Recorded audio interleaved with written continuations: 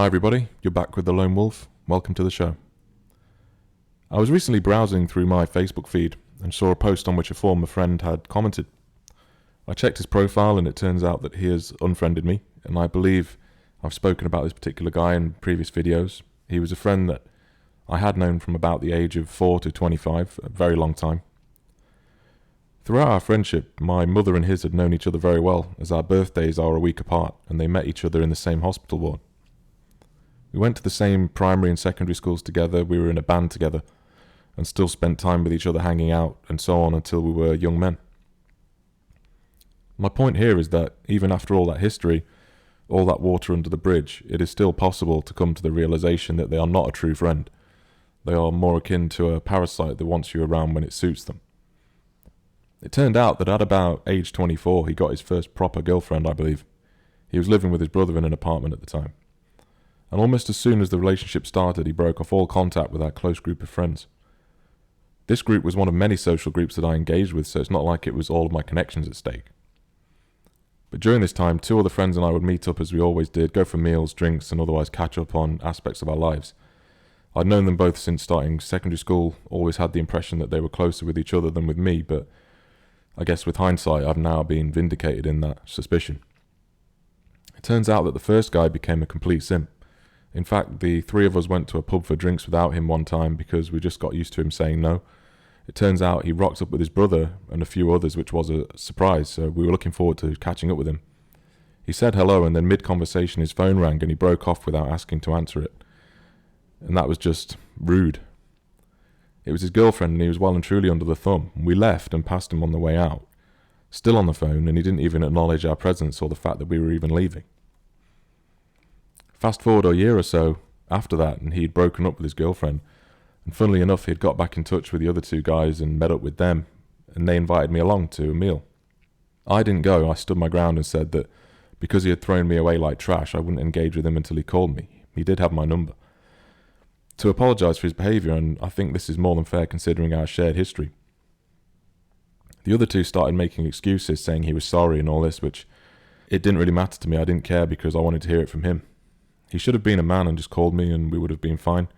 I truly believe deep down that he feels exempt from wrongdoing though, and if that's the value he's placed on friendship, then I don't want him in my life anymore. As for the other 2, they drifted away to his corner. One of them in fact explicitly stated girls before bros, a cardinal sin in my book, and a massive red flag to me. I can do without these losers in my life, people that don't place value on important things like friendship. I would eventually get a text message from the same guy asking if he would see me this year, to which I replied, the ball is in your court. They feel, all 3 of them, as if they've done nothing wrong. I will never get an apology from them, and I'm glad that they're no longer in my life, really.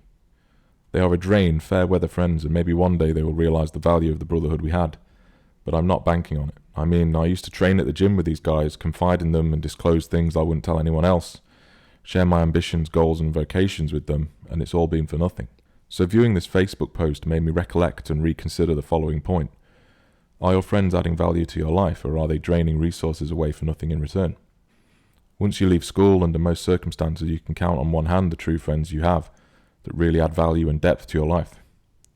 As in my opening example, all too many of your acquaintances will be happy to press the self-destruct button on their lives, but you can't help them all.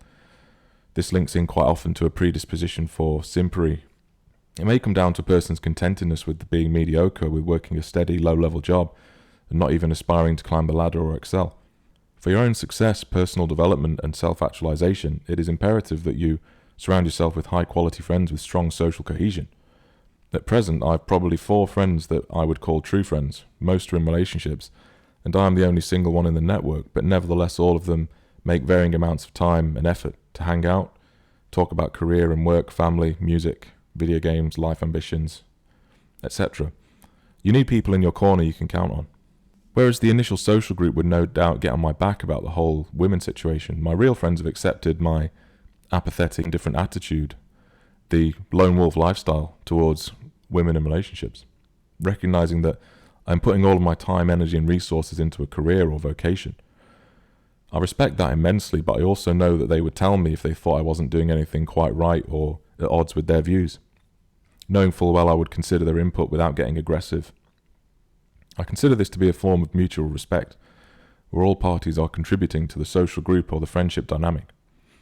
I've known these individuals for a combined total of around 35 years. So there's rich history to draw upon and as a foundation for the friendship. Along the way, though, there have been many who have fallen, and I would consider these to be fake friends or acquaintances and nothing more. Scrolling through Facebook once again, at the same time as the first example, there was a post from a mutual acquaintance. This guy was always very loud and brash and had much to say. He would often go out with more peripheral pals, and I would generally stay out of it. I would say he was fairly tight with them, but that all ended when he got into a relationship. This will make some of you guys out there weep. He got with a girl who had a child with someone else, which is a big mistake in my opinion. Tom Likas would rage. Then proceeded to have a kid of his own with her. That child is now about a year old, and anyhow, the topic of the Facebook post was that he was splitting up with his girlfriend, saying that it was for the best, and he seemed happy enough with the situation. What was less clear to him is that for all his talk and exuberance, he was oblivious as to just how ruined his life is, and I don't need to tell you the reasons why. There was another dude that I used to walk to the school bus with back in the day, a very close friend during those early years, who made a complete transformation from shy introvert to womanizing extrovert from the age of about 12 to 22. We only know each other now on a very peripheral level. After going through countless women of varying degrees of attractiveness, he's become a surrogate father as well to a woman with a child by another man and embraced simphood in a fashion that I would never have believed a few years ago. Is simphood even a word? It is now. I've lost so many friends and acquaintances to this sort of behaviour that it prompted my brother to say that they're all dropping like flies. In my opinion, though, it is less to do with becoming a husband, father, and so on than having the will to stay in touch and preserve friendship. For instance, one of my very close friends will always make time to catch up once in a while, despite having a young family, one that demands considerable time and care.